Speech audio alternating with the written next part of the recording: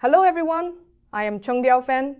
Today, I will not speak about complex code architectures or dry economic models. Today, I want to talk to you about people. At this very moment, as I look at the data on our backend, those 19 million real accounts that have passed identity verification, representing 19 million living, breathing human beings, my heart is filled with indescribably complex emotions. There is pride, because together we have completed the largest decentralized identity verification experiment in human history. But more than that, there is a deep sense of apology and responsibility. I know that for this number to be achieved, you have waited too long and endured too many grievances. From our initial attempts to solve the identity problem in 2020 to today, in 2025, the term KYC, know your customer, has been like a mountain standing between us and the open mainnet. It has turned the anticipation of countless people into anxiety, and even into anger. I often scroll through community comments late at night. Dr. Fan, why has my KYC been stuck for 3 years? Are you stealing our data? Why is it so hard? Isn't it just uploading an ID card? I have heard all these doubts. Today, I want to tell you, without reservation, exactly what we have done regarding KYC over these 6 years, why we had to do it this way, and the untold hardships we faced along the journey. Chapter 1, the difficult choice at the start, why we didn't take shortcuts. 2020 to 2021. Let's turn the clock back to 2020. At that time, the PI community was just beginning its explosive growth. We faced a life or death choice. How do we prove that the you behind the screen is a real human being, and not a robot or a script from a click farm? At the time, the easiest path lay right in front of us, outsourcing. There were mature third-party verification companies on the market, like Yoti. We did indeed conduct small-scale pilots in the early days. However, we quickly did the math. The cost for these companies to verify a single user was between $2 and $5. Please calculate this with me. If we had 10 million users, how much would that be? Tens of millions of dollars. What if we had 50 million users? That would be hundreds of millions of dollars. We are a project that has not taken a single cent from venture capital VC. If we took that path, there would only be two outcomes. First, we would have to ask each of you to pay a few dollars out of your own pockets for verification. This might not be much for users in Europe or America, but for pioneers in Africa, Southeast Asia, or some developing regions, this money could be their living expenses for several days. This violated our original intention of building inclusive finance. Second, we accept VC money. But the price is that we would have to sell your data to capital, or let the project become a toy for capital, eventually reduced to a tool for harvesting everyone. Nicholas and I sat on the lawn at Stanford for a whole day. Finally, we made a decision that looked the clumsiest and hardest, but was also the most correct. We would not take shortcuts. We would build PI's own, native, decentralized KYC system. We wanted to turn these hundreds of millions of dollars in verification costs into rewards distributed to validators within the community, rather than giving it away to external companies. We wanted people to verify people.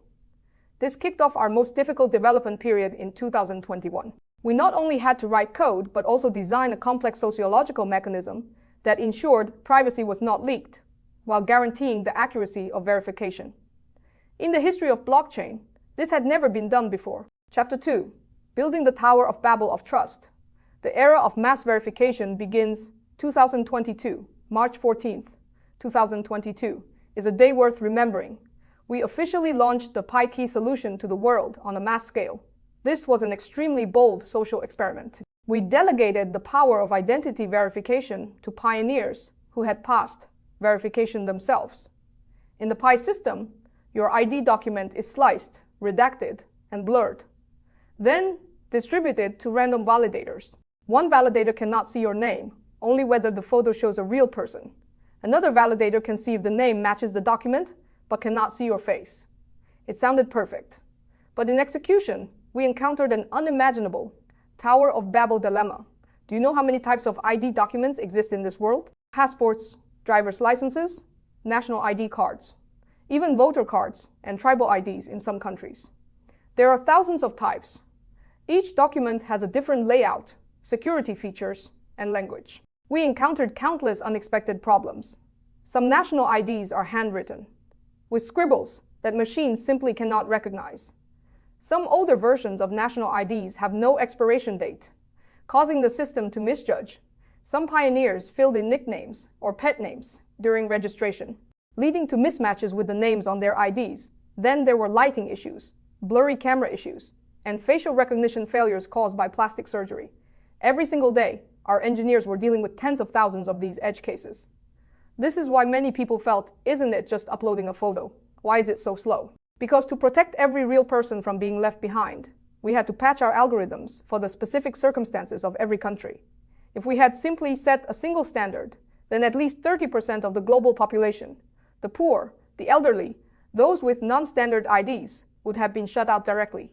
I could not accept such a result. As an anthropologist, what I want is not KYC for the elite, but KYC for everyone. Chapter 3, The War Against Greed, The Invisible Front of Anti-Cheating, 2023.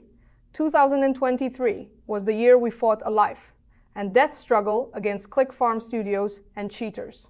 This is also the main reason why many pioneers KYC remain in a pending status for so long.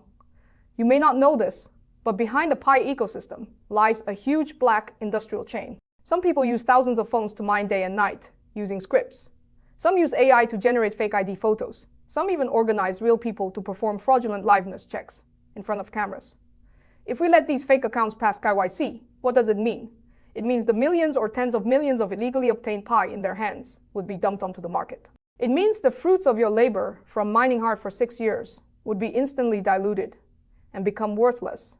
It means the trust network we built would completely collapse. So we had to guard the gate strictly. Often, your KYC getting stuck wasn't because you did something wrong, but because your behavioral patterns or your device environment were flagged by the system as suspected risk. For example, your phone's IP address overlapped with hundreds of other accounts, or during your liveness check, there was an unnatural pause in the video feed. To distinguish between suspected cheating and accidentally flagged good people, we introduced more complex algorithms and even had to bring in human intervention for multiple rounds of review. This was extremely time-consuming. I admit, during this process, our algorithms were too conservative. We would rather temporarily hold up 1,000 real people than let one robot slip through. Because one robot slipping through is a crime against the entire ecosystem. For those family members who were accidentally flagged, I am deeply sorry. We launched the name change appeal and unblocking program in the second half of 2023, precisely to make up for these regrets. Chapter 4, The Redemption and Acceleration of AI, the final sprint, 2024 to 2025. Time has brought us to the last 2 years. To welcome the open mainnet, we knew that relying solely on human verification was not enough. Humans get tired, humans need sleep, and the application list was constantly growing. So, we began fully training a proprietary AI model for PI. Using the hundreds of millions of anonymous verification data points accumulated over the past few years, we taught the AI how to recognize real and fake documents and how to judge liveness attacks. Just a few months ago, we completed a major technological upgrade. We integrated the underlying technology used for fast-track key into the standard process. The effect of this upgrade was immediate. It instantly shortened the queue, waiting for human review, by 50%. This means machines can finally share more than half of the heavy lifting from human validators. Our current system is a perfect example of human-machine collaboration. AI handles the quick processing of those 80% of standard cases, filtering out obvious fakes, while human validators focus their energy on handling the 20% of complex cases that the AI isn't sure about. Not only that, but we also launched the tentative KYC mechanism. This was a feature I insisted on because compliance checks in many regions are very complex and take a long time. I didn't want everyone to lose faith while waiting. So, as long as you pass the basic anti-fraud checks, we give you an orange pass status first, allowing you to migrate and experience the ecosystem, while the final compliance checks run slowly in the background. This is the balance point we found between security and humanity. Chapter 5, Facing the Community's Sharpest Doubts. My honest words having talked about the journey, I want to spend some time answering the questions that are asked most frequently and are the sharpest. Doubt 1, are you collecting our data to sell for money or giving it to governments? Answer, this is absolute nonsense and an insult to my personal academic integrity. First, Pi Network uses privacy protection technology based on blockchain. The data you upload is stored on servers with multiple layers of encryption. Second, when distributed to validators, we use a unique redaction privacy masking technology. Your ID number, address, and other sensitive information are completely covered by black boxes.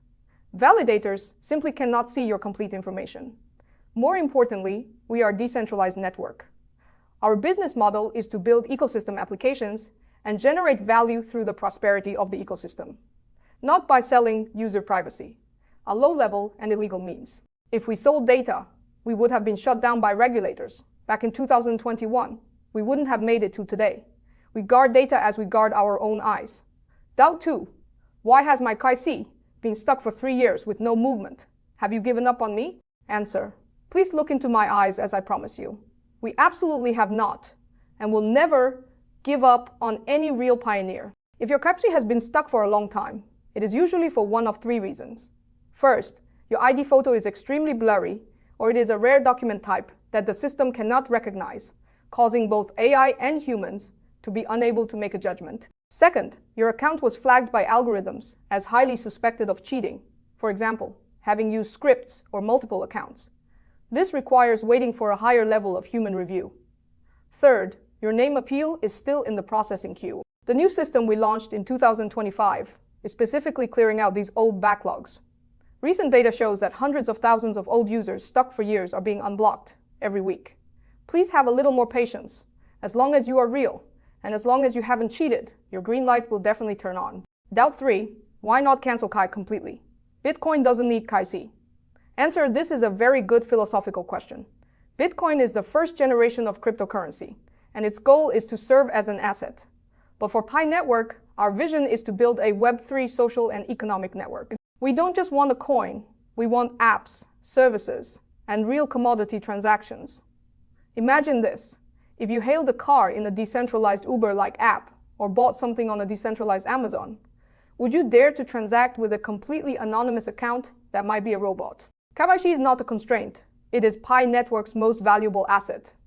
It is precisely because we have 19 million verified, real humans, that giants like Amazon, institutions like banks, and future AI service providers dare to integrate into our ecosystem.